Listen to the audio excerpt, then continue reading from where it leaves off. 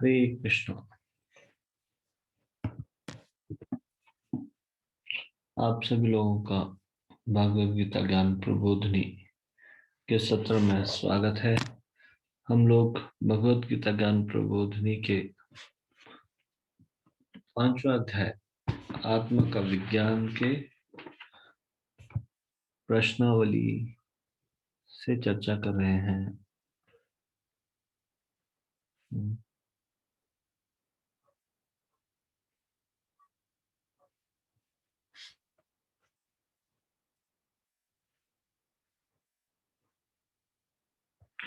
तो हम लोगों ने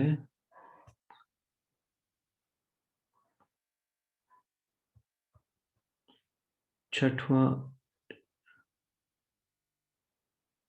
श्लोक तक, छठवें प्रश्न तक चर्चा की थी। 7वें प्रश्न से आगे की चर्चा हम अभी करेंगे। इससे पहले कि हम ये चर्चा शुरू करें, कृपया आप सब लोग मेरे साथ ही प्रार्थना बोलिए। ओम अज्ञानतिमिरान्धस्य ज्ञानाञ्जनशलाकया चक्षुरुन्मीलितं येन तस्मै श्रीगुरुवे नमः।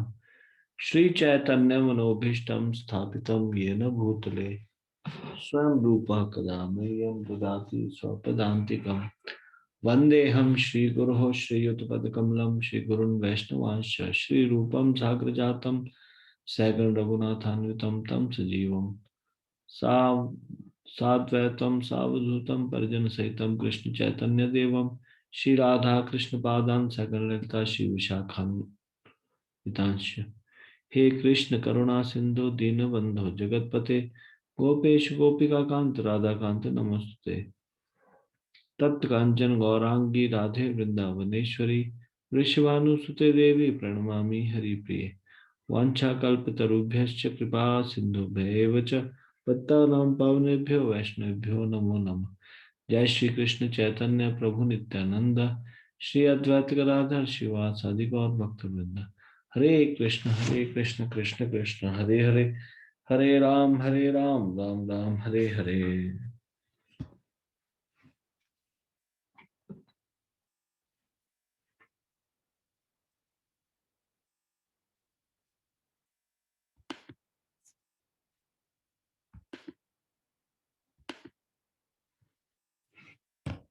तो कल 6वें प्रश्न तक ही हुआ था ना?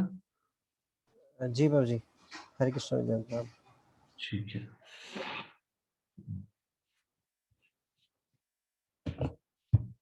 7वां प्रश्न है, कुछ लोगों का कहना है कि इस संसार का कोई अस्तित्व नहीं है, यह तो केवल माया है। इस मिथ्या धारणा का उदाहरण सहित खंडन कीजिए।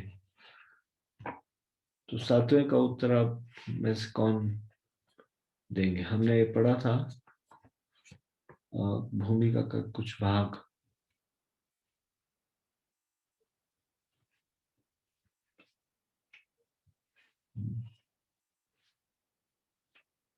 कलावती कीर्तिदा माता जी, कलावती माता जी, यस माता जी बताइए। हरे कृष्णा प्रभु जी, दंडवत प्रणाम। धन्यवाद माता जी। प्रभु जी, कुछ लोगों का कहना है कि संसार का कोई अस्तित्व नहीं है, यह तो केवल माया है, ये मिथ्या बात है। भगवत गीता या वैष्णव के दर्शन के अनुसार ऐसा नहीं है। जगत की अभिव्यक्ति को मिथ्या नहीं माना जाता है, इसे वास्तविक किंतु अस्थायी माना जाता है। यह उस बादल के सदृश है जो आकाश में घूमता रहता है, या वर्षा ऋतु के आगमन के समान है जो अन्न का पोषण करती है। ज्यों ही वर्षा ऋतु समाप्त होती है और बादल चले जाते हैं, तो ही वर्षा द्वारा पोषित सारी फसल सूख जाती है। इसी प्रकार यह भौतिक अभिव्यक्ति एक निश्चित अंतराल में होती है, कुछ काल तक ठहरती है और फिर लुप्त हो जाती है। प्रकृति इस रूप में कार्यशील है, लेकिन यह चक्र निरंतर चलता रहता है, इसलिए प्रकृति शाश्वत है, मिथ्या नहीं है। हरे कृष्णा प्रभु जी, दंडवत प्रणाम। धन्यवाद माता जी, थैंक यू सो मच। ये भूमिका में कौन से पेज से आपने दिया? Page number 8, last para.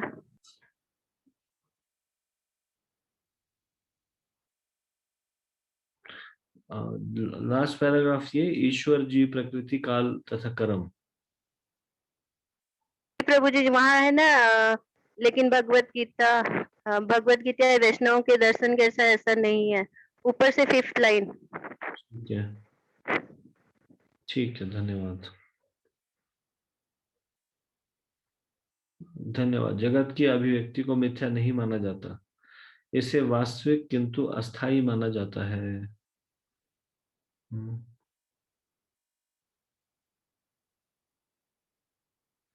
तो वैष्णव फिलॉसफी के अनुसार जगत सत्य है, ये अभिव्यक्ति सत्य है, मिथ्या नहीं है,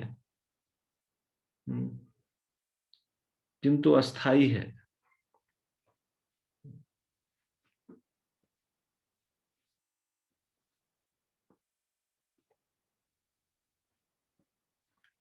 कृपया 8वें प्रश्न को ध्यान से सुनिए।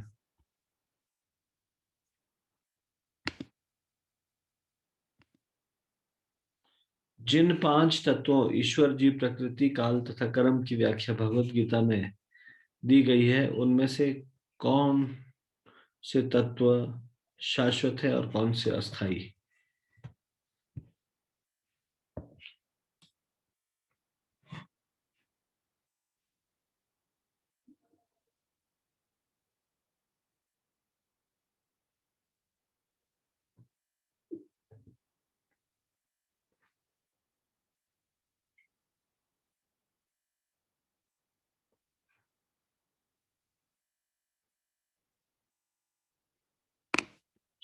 ये तो बहुत सिंपल है, यहाँ पे आंसर दिया हुआ है।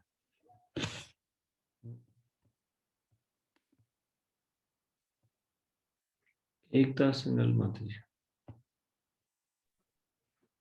हरे कृष्णा प्रभु जी, दंडवत प्रणाम। जी। प्रभु जी, ये जो 5 तत्व हैं, ईश्वर, जीव, प्रकृति, काल तथा कर्म, इनमें से 5 में से ईश्वर, जीव, प्रकृति तथा काल शाश्वत हैं। प्रकृति की अभिव्यक्ति अस्थायी हो सकती है, परंतु यह मिथ्या है, ऐसा नहीं है। और काल अस्थायी है।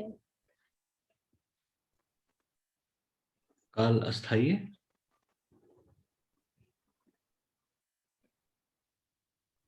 जी प्रभु जी, काल नहीं, सॉरी प्रभु जी, कर्म। हाँ, कर्म ना।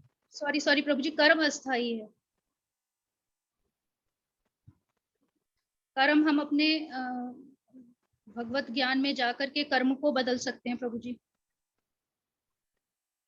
हम अनादिकाल से अपने शुभ अशुभ कर्मों को फल भोग रहे हैं, किंतु साथ ही हम अपने कर्मों के फल को बदल सकते हैं, और यह परिवर्तन हमारे ज्ञान की पूर्णता पर निर्भर करता है। हम विविध प्रकार के कर्मों में व्यस्त रहते हैं। निसंदेह हम यह नहीं जानते कि किस प्रकार के कर्म करने से हम कर्मफल से मुक्ति प्राप्त कर सकते हैं, इसलिए कर्मफल अस्थायी है। ठीक है, धन्यवाद। थैंक यू प्रभु जी।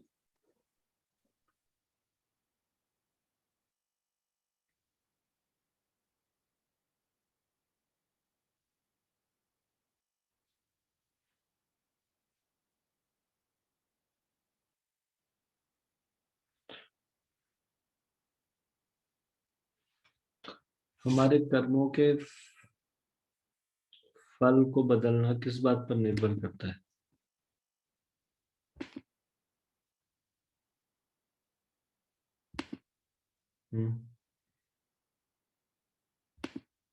मैं हाथ नीचे कर रहा हूँ।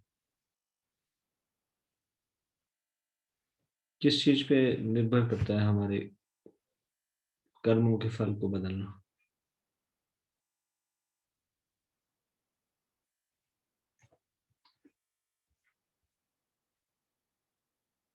मुस्कान माता जी।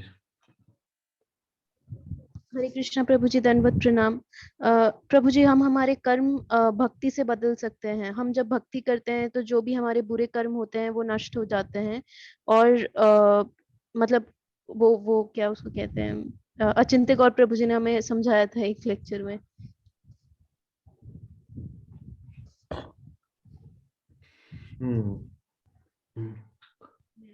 खुशी सिंह माता जी। हरे कृष्ण प्रभु जी, दंडवत प्रणाम। रुचि, कर्म के फल को बदलना किस बात पर निर्भर? प्रभु जी, यह हमारे ज्ञान की पूर्णता पर निर्भर करता है। हम विविध प्रकार के कर्मों में व्यस्त रहते हैं, लेकिन हम विविध प्रकार के कर्मों में व्यस्त रहते हैं, लेकिन अगर हम भक्ति करेंगे भगवान के प्रति, भगवान की भक्ति करेंगे, भगवान के बारे में ज्ञान होगा कि हमारे परम पिता भगवान है और हमारा सिर्फ एक ही संबंध है, वो है भगवान के साथ, तो हम अपने कर्म फलों को बदल सकते हैं। ठीक है, धन्यवाद। यहाँ पे ये हरे बताया कृष्ण गया, प्रभु जी, दंडवत प्रणाम। यहाँ पे ये बताया गया है इस पुस्तक में कि कर्मों के फल को बदलना हमारे ज्ञान की पूर्णता पर निर्भर करता है। यदि कोई ज्ञान में नहीं है तो अपने कर्म के फलों को नहीं बदल सकता, और निश्चित तौर पे भक्ति के द्वारा हम बुरे कर्मों के फल से अच्छे कर्मों के फल की ओर जा सकते हैं। तो ये वाला पैराग्राफ हमने पढ़ा था क्या कल जब हम पढ़ रहे थे? ईश्वर, जीव, प्रकृति, काल तथा कर्म, इन सब की व्याख्या भगवत गीता में हुई है। ये नहीं पढ़ा था ना? पहले प्रभु जी के साथ पढ़ा होगा, चिंतन प्रभु के साथ। ठीक है, तो एक बार हम इसको पढ़ रहे हैं। ईश्वर, जीव, प्रकृति, काल तथा कर्म, इन सब की व्याख्या भगवत गीता में हुई है। इन पांचों में से ईश्वर, जीव, प्रकृति तथा काल शाश्वत है। प्रकृति की अभिव्यक्ति अस्थायी हो सकती है किंतु यह मिथ्या नहीं है। कोई दार्शनिक कहते हैं कि प्रकृति की अभिव्यक्ति मिथ्या है, लेकिन भगवत गीता या वैष्णवों के दर्शन के अनुसार ऐसा नहीं है। जगत की अभिव्यक्ति को मिथ्या नहीं माना जाता, इसे वास्तविक किंतु अस्थायी माना जाता है। यह उस बादल के सदृश है जो आकाश में घूमता रहता है, या वर्षा ऋतु के आगमन के समान है जो अन्न का पोषण करती है। जो ही वर्षा ऋतु समाप्त हो जाती है, बादल चले जाते हैं, त्यों ही वर्षा द्वारा पोषित सारी फसल सूख जाती है। इसी प्रकार यह भौतिक अभिव्यक्ति भी किसी भी समय में किसी भी स्थान पर होती है, कुछ काल तक ठहरती है, रहती है, फिर लुप्त हो जाती है। प्रकृति इस रूप में कार्यशील है, लेकिन यह चक्र निरंतर चलता रहता है, इसलिए प्रकृति शाश्वत है, मिथ्या नहीं। भगवान इसे मेरी प्रकृति कहते हैं। यह भौतिक प्रकृति, अपरा प्रकृति परमेश्वर की भिन्न शक्ति है। इसी प्रकार जीव भी परमेश्वर की शक्ति है, किंतु वे विलग है नहीं, अभी तो भगवान से नित्य संबद्ध है। इस तरह भगवान, जीव, प्रकृति तथा काल, ये सब परस्पर संबद्ध है और सभी शाश्वत है। लेकिन कर्म शाश्वत नहीं है। हाँ, कर्म के फल अत्यंत पुरातन हो सकते हैं। हम अनादिकाल से अपने शुभ अशुभ कर्मों को, फलों को भोग रहे हैं, किंतु साथ ही हम अपने कर्मों के फल को बदल भी सकते हैं, और यह परिवर्तन हमारे ज्ञान की पूर्णता पर निर्भर करता है। हम विविध प्रकार के कर्मों में व्यस्त रहते हैं। निसंदेह हम यह नहीं जानते कि किस प्रकार के कर्म करने से हम कर्म फल से मुक्ति प्राप्त कर सकते हैं, लेकिन भगवत गीता में इसका भी वर्णन हुआ है। अब मैं आगे पढ़ूंगा, आपको ये प्रश्नों का उत्तर ढूंढना है। ये प्रश्न है, मुक्ति का क्या अर्थ है? श्रीमद् भागवत में मुक्ति की क्या परिभाषा दी गई है? उदाहरण सहित परिभाषा दीजिए। फिर एक और प्रश्न है, विशुद्ध चेतना का क्या अर्थ है? जीवात्मा न तो सृष्टा है, न ही भोक्ता, वह मात्र सहयोगी है। उदाहरण सहित समझाइए। कई लोगों का यह तर्क होता है कि हम जीव कुछ नहीं बल्कि परमात्मा के व्यष्टि खंड है। इस विचार का खंडन एक उदाहरण द्वारा स्पष्ट कीजिए। परमात्मा के व्यष्टि खंड है,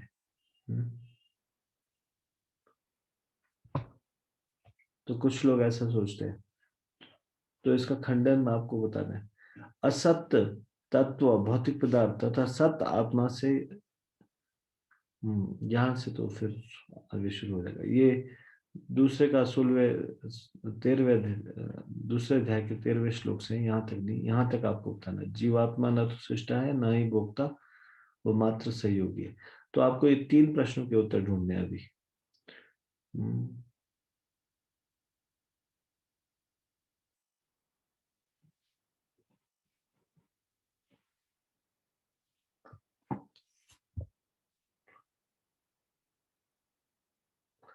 ईश्वर अर्थात ईश्वर परम चेतना स्वरूप है।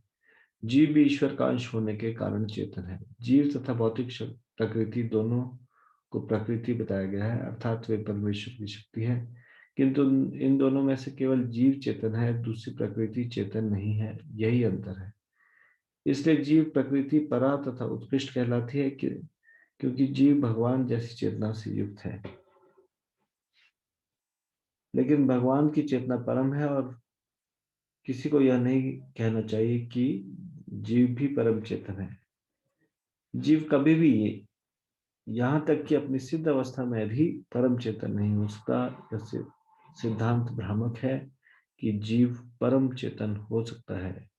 वह चेतन तो है, लेकिन पूर्ण या परम चेतन नहीं। जीव तथा ईश्वर का अंतर भगवद गीता के 13वें अध्याय में बताया गया है। ईश्वर क्षेत्रज्ञ या चेतन है, जैसा कि जीव भी है, लेकिन जीव केवल अपने शरीर के प्रति सचेत रहता है, जबकि भगवान समस्त शरीरों के प्रति सचेत रहते हैं। क्योंकि वे प्रत्येक जीव के हृदय में वास करने वाले हैं, अतएव वे जीव विशेष की मानसिक गतिशीलता से परिचित रहते हैं। हमें यह नहीं भूलना चाहिए।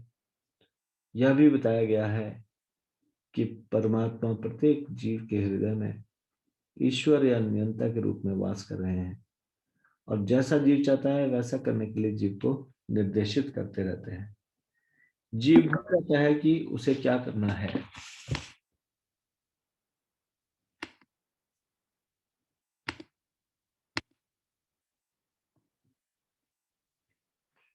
पहले तो किसी एक विधि से कर्म करने का संकल्प करता है, लेकिन फिर वो अपने ही कर्म के पाप पुण्य में फंस जाता है। वह एक शरीर को त्याग कर दूसरा शरीर ग्रहण करता है, जिस प्रकार हम वस्त्र उतारते तथा पहनते रहते हैं। क्योंकि इस प्रकार आत्मा देहांतरण कर जाता है, अतः उसे अपने विगत पूर्वकृत कर्मों का फल भोगना पड़ता है। ये कार्यकलाप तभी बदल सकते हैं जब जीव सतुगुण में स्थित हो और यह समझे कि उसे कौन से कर्म करने चाहिए।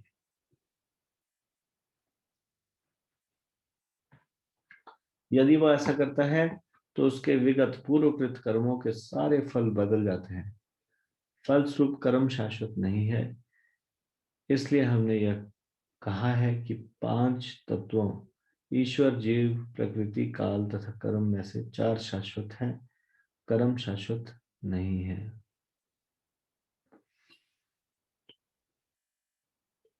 परम चेतन ईश्वर जीव से इस मामले में समान है। भगवान तथा जीव दोनों की चेतनाएं दिव्य हैं। यह चेतना पदार्थ के संयोग से उत्पन्न नहीं होती है, ऐसा सोचना भ्रांति मूलक है। भगवद गीता इस सिद्धांत को स्वीकार नहीं करती कि चेतना भौतिक संयोग के किन्हीं परिस्थितियों से उत्पन्न होती है। यह चेतना भौतिक परिस्थितियों के आवरण के कारण विकृत रूप से प्रतिबिंबित हो सकती है। जिस प्रकार रंगीन कांच से परावर्तित प्रकाश उसी रंग का होता है, किंतु भगवान की चेतना भौतिकता से प्रभावित नहीं होती है। भगवान कहते हैं, मया अध्यक्षेण प्रकृति। जब वे इस भौतिक विश्व में अवतरित होते हैं तो उनकी चेतना पर भौतिक प्रभाव नहीं पड़ता। यदि वे इस तरह प्रभावित होते तो दिव्य विषयों के संबंध में उस तरह बोलने के अधिकारी ना होते, जैसा कि भगवद गीता में बोलते हैं।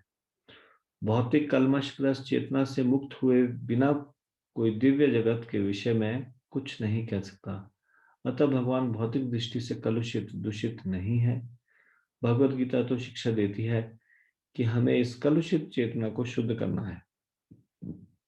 शुद्ध चेतना होने पर हमारे सारे कर्म ईश्वर की इच्छा अनुसार होंगे और इससे हम सुखी हो सकेंगे। परंतु इसका अर्थ यह भी नहीं है कि हमें अपने सारे कार्य बंद कर देने चाहिए। अभी तो हमें अपने कर्मों को शुद्ध करना चाहिए और शुद्ध कर्म भक्ति कहलाते हैं।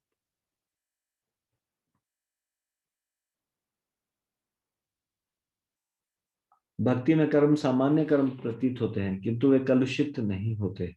एक अज्ञानी व्यक्ति भक्त को सामान्य व्यक्ति की भांति कर्म करते देखता है, किंतु ऐसा मूर्ख यह नहीं समझता कि भक्त या भगवान के कर्म अशुद्ध चेतना या पदार्थ से कलुषित नहीं होते। वे त्रिगुणातीत होते हैं।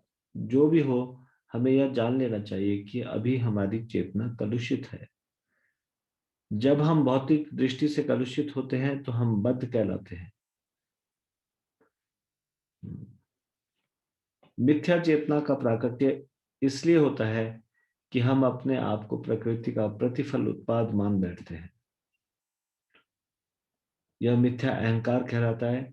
जो व्यक्ति देहात्म बुद्धि में लीन रहता है वह अपनी स्थिति या अपने स्वरूप को नहीं समझ पाता।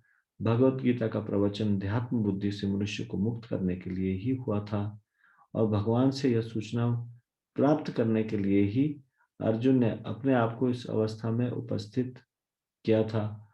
मनुष्य को देहात्म बुद्धि से मुक्त होना है और अध्यात्मवादी के लिए प्रारंभिक कर्तव्य यही है।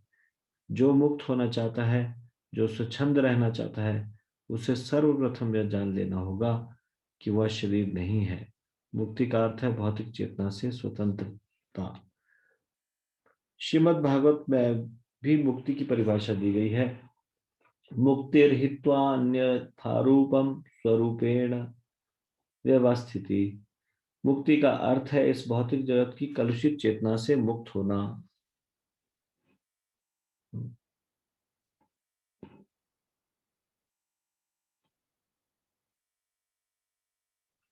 और शुद्ध चेतना में स्थित होना। भगवत गीता के सारे उपदेशों का मंतव्य इसी शुद्ध चेतना को जागृत करना है।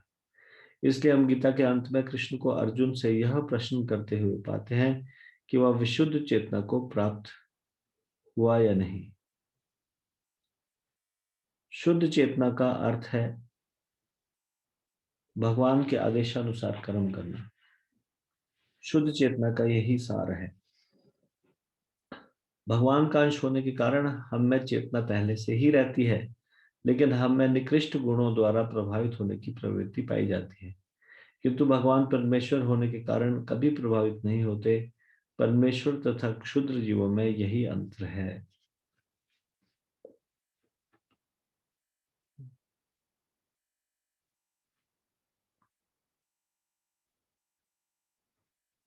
यह चेतना क्या है? यह है मैं हूं।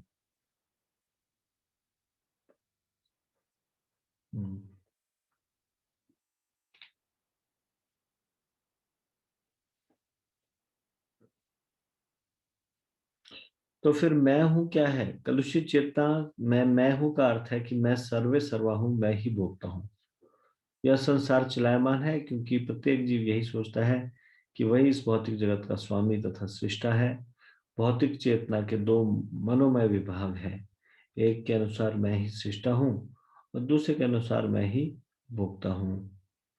लेकिन वास्तव में परमेश्वर सृष्टा तथा भोक्ता दोनों है और परमेश्वर का अंश होने के कारण जीव न तो सृष्टा है न ही भोक्ता। वह मात्र सहयोगी है। वह सृजी तथा भुक्त है। उदाहरणार्थ, मशीन का कोई एक अंग संपूर्ण मशीन के साथ सहयोग करता है। इसी प्रकार शरीर का कोई एक अंग पूरे शरीर के साथ सहयोग करता है। हाथ, पांव, आंखें आदि शरीर के अंग हैं, लेकिन ये वास्तविक भोक्ता नहीं है। भोक्ता तो उदर है। पांव चलते हैं, हाथ भोजन देते हैं, दांत चबाते हैं और शरीर के सारे अंग उदर को तुष्ट करने में लगे रहते हैं। क्योंकि उदर ही प्रधान कारक है जो शरीर रूपी संगठन का पोषण करता है। अतः सारी वस्तुएं उदर को दी जाती है। जड़ को सींचकर वृक्ष का पोषण किया जाता है और उदर का भरण करके शरीर का पोषण किया जाता है। क्योंकि यदि शरीर को स्वस्थ रखना है तो शरीर के सारे अंगों को उदर पूर्ति में सहयोग करना होगा। इसी प्रकार परमेश्वर ही भोक्ता तथा सृष्टा है और उनके अधीनस्थ हम उन्हें प्रसन्न रखने के निमित्त सहयोग करने के लिए है। इस सहयोग से हमें लाभ पहुंचता है। ठीक वैसे ही जैसे उदर द्वारा गृहीत भोजन से शरीर के सारे अंगों को लाभ पहुंचता है। यदि हाथ की उंगलियां यह सोचे कि वे उदर को भोजन न देकर स्वयं ग्रहण कर ले तो उन्हें निराश होना पड़ेगा। सृजन तथा भोग के केंद्र बिंदु परमेश्वर है और सारे जीव उनके सहयोगी है। सहयोग के कारण ही वे भोग करते हैं। यह संबंध स्वामी तथा दास जैसा होता है। यदि स्वामी तुष्ट रहता है तो दास भी तुष्ट रहता है। इसी प्रकार परमेश्वर को तुष्ट रखना चाहिए। यद्यपि जीवों में भी सृष्टा बनने और भौतिक जगत का भोग करने की प्रवृत्ति होती है, क्योंकि इस दृश्य जगत के सृष्टा परमेश्वर में ये प्रवृत्तियां हैं।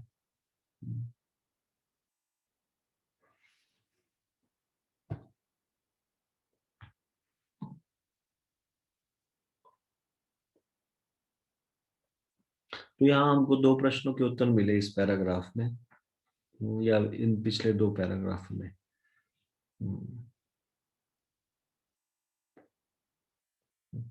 नहीं, तीसरे प्रश्न का भी उत्तर यहाँ पे मिल जाता है। पहला है मुक्ति क्या का अर्थ क्या है। श्रीमद् भागवत में मुक्ति की क्या परिभाषा दी गई है। मुक्ति का क्या अर्थ है और श्रीमद् भागवतम में मुक्ति की क्या परिभाषा दी गई है।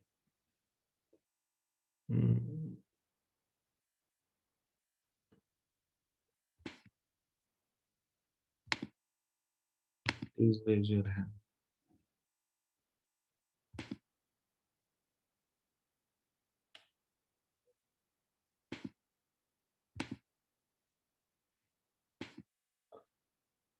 सोनल स्वाने माता जी।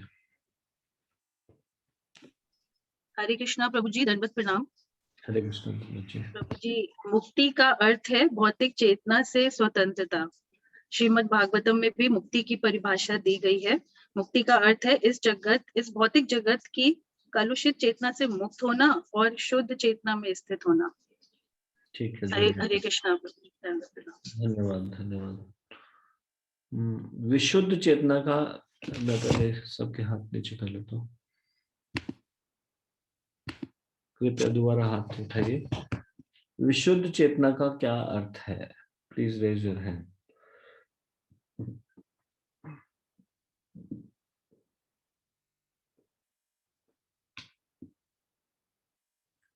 विशुद्ध चेतना का क्या अर्थ है।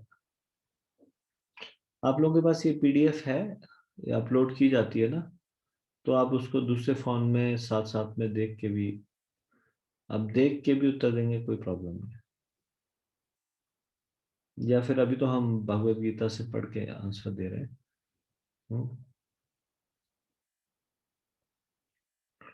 यदि आपके सामने भगवत गीता खुली है तो हम लोगों ने अभी भी पढ़ा है इसका, बताइए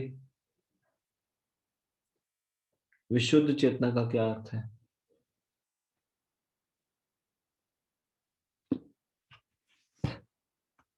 गोकुल गीता माता जी बोले।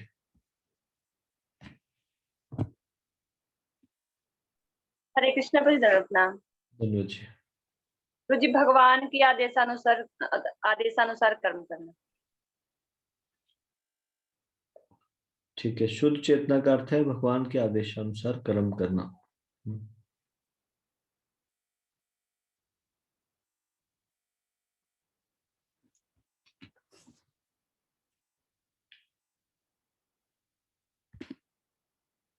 आखिरी प्रश्न।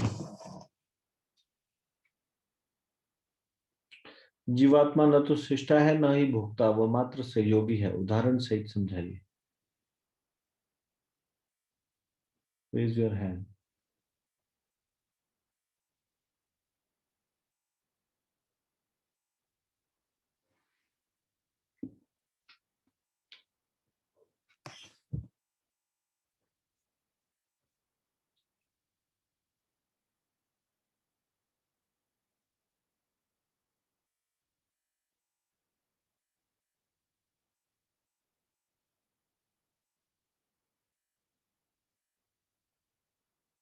खुशी सिंह माता जी बताइए।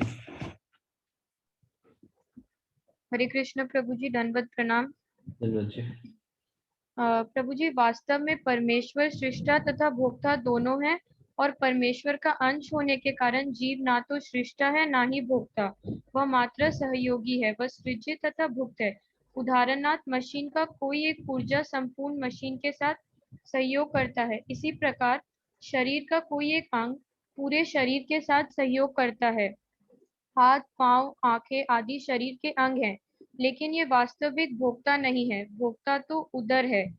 पांव चलते हैं, हाथ भोजन देते हैं, दांत चबाते हैं, और शरीर के सारे अंग उदर को तुष्ट करने में लगे रहते हैं, क्योंकि उदर ही प्रधान कारक है जो शरीर रूपी संगठन का पोषण करता है। अतएव सारी वस्तुएं उदर को दी जाती हैं। जिस प्रकार जड़ को सींचकर वृक्ष का पोषण किया जाता है, उसी तरह उदर का भरण करके शरीर का पोषण किया जाता है, क्योंकि यदि शरीर को स्वस्थ रखना है तो शरीर के सारे अंगों को उदर पूर्ति में सहयोग देना होगा। इसी प्रकार परमेश्वर ही भोक्ता तथा सृष्टा है, और हम उनके अधीनस्थ जीवात्माएं उन्हें प्रसन्न रखने के निमित्त सहयोग करने के लिए। हरे कृष्ण प्रभु जी, दंडवत प्रणाम। ठीक है, धन्यवाद। हालांकि हमारे ये प्रश्न उत्तर यहाँ पे समाप्त होते हैं, लेकिन फिर भी इसमें बताया गया है सिलेबस। भूमि का पृष्ठ हमको पढ़ना चाहिए 8 से 14 तक। तो हम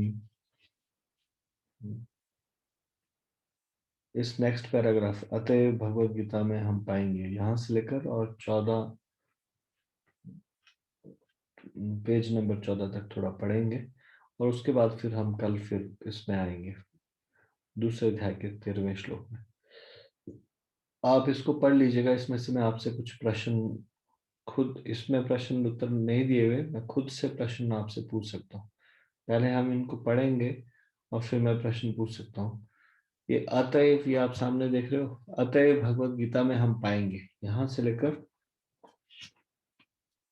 और 14th पेज, जिसमें कि अंग्रेजी का रिलीजन शब्द इससे पहले तक ये इसमें आ रहा है इस तरह से एक पैराग्राफ जिसमें लिखा है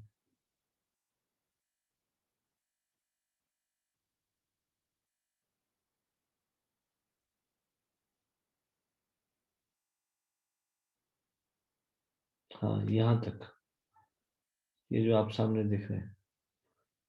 तो हमें श्रीपाद रामानुजाचार्य के प्रमाण के आधार पर यह मान लेना चाहिए कि इसका न आदि है न अंत है। यहाँ तक आप थोड़ा पढ़ के आइए कल तक। यहाँ पे प्रश्न नहीं लिखे, लेकिन मैं आपको खुद से कुछ प्रश्न पूछूंगा इस बीच में, तो ये ज्यादा लंबा नहीं है। 3-4 पेज है बस। हरे कृष्णा प्रभु जी, ध्यान प्रणाम। प्रभु जी, आपकी आज्ञा हो तो इतना कट करके डाल दो प्रभु जी ग्रुप पे, उस पे टेलीग्राम ग्रुप पे डाल सकते हैं जी प्रभु जी। हरे कृष्णा। श्रीमद् भगवद गीता की जय। श्रील प्रभुपाद की जय। भगवद गीता ज्ञान प्रबोधिनी की जय। धन्यवाद। हरे कृष्णा प्रभु जी, दंडवत प्रणाम।